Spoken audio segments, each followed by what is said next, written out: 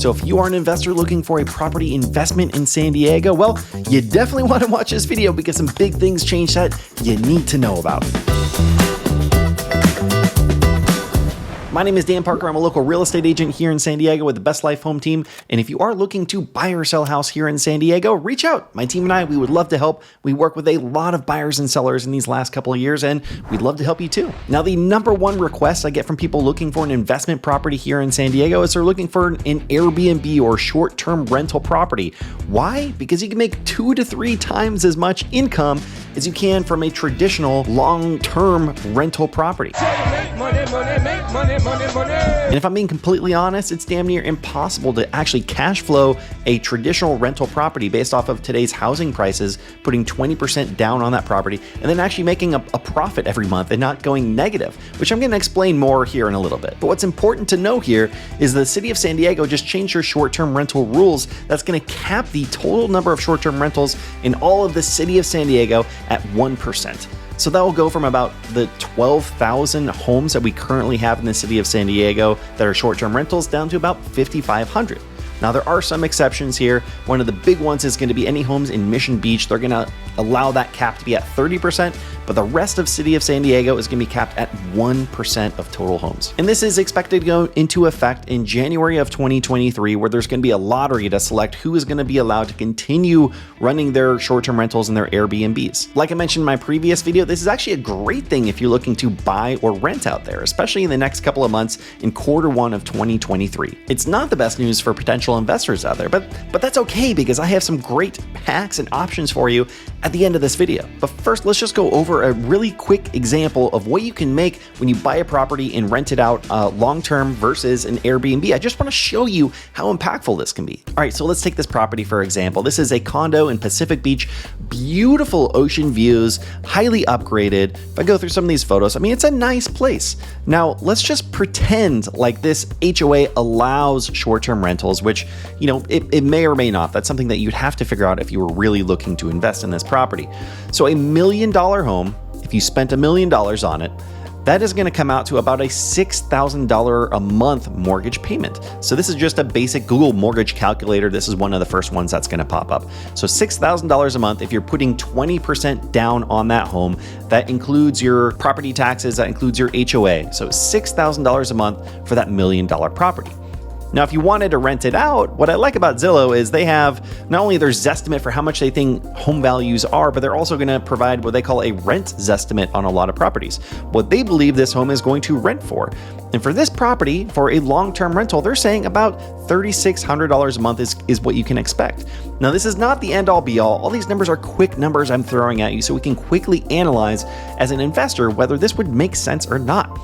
So, $6,000 a month is what your mortgage is going to be. And let's even bump this up to $4,000 a month. Let's say you could get $4,000 a month to rent this out long term. That's a net negative of $2,000 a month. That means if all goes well and there aren't any major expenses that pop up, you're still going to be in the whole $2,000 a month on this investment. Yeah, that's not gonna work. Now, of course, there are other factors that you could put into this. You know, if the home appreciates in value, you can make a lot of money off of that. You can have a lot of write-offs from the property tax and the interest and all these different things. But on the base level, on the cash flow basis of this property, you're going to be negative $2,000 a month by renting it on a yearly basis. Now let's compare that with what you could make on Airbnb or as a short-term rental. So this is a great website. This is a free resource, AirDNA. If you go to their website, they make you log in. They have all sorts of paid options that, you know, if I'm being honest, can be crazy. I mean, it's thousands of dollars for some of the services that you can get on this website, but this is free and this is extremely helpful. This is their rentalizer. You can plug in an address and it's going to tell you what they believe this home would rent for as far as a short-term rental. And for this property specifically, they're saying that $85,000 a year is what you can expect to get out of this property. It might be more, it might be less. Again, this is just a starting point. But if we look at that and we say $85,000 a year, that's $7,000 a month before expenses. But even still, if you live near this property and you can keep your expenses low, you can be cash flow positive on this property if you were to use it as a short-term rental versus about half the amount of money that you'd be making off of a long-term rental. Now, again, these are all rough numbers, but hopefully this could give you a really good idea of why investors want to go for short-term rentals, but also why the city of San Diego, why it's so important for them to build up these regulations and put this cap in place, because we need more homes for rentals, we need more homes for sale in San Diego, and this is going to have a drastic effect on people looking for either of those things. So if you're saying, all right, Dan, all that's great, but I'm looking for an investment property, all you've given me is bad news. There are 3 main tips that I could recommend for you that we're going to go in further detail, which would be forced appreciation, looking outside the city of San Diego, or some really creative hacks that you can utilize to make a really good investment here in San Diego. So first off, we have forced appreciation. And by that, I mean, find a property that needs some love. Find a fixer property that you can fix up, put some sweat equity into, and that way you can come out the other side with a property that's worth more than you actually paid for it. Now, that alone can be a little bit tough in San Diego unless you're going through a full remodel, but finding a home where you can actually remove a wall and add a bedroom or a bathroom can make a significant impact on some of these properties. And better yet, if you can find a home where you can add an extra unit or 2, a granny flat, an ADU, the local ordinances are becoming a little bit easier for adding on units onto your property.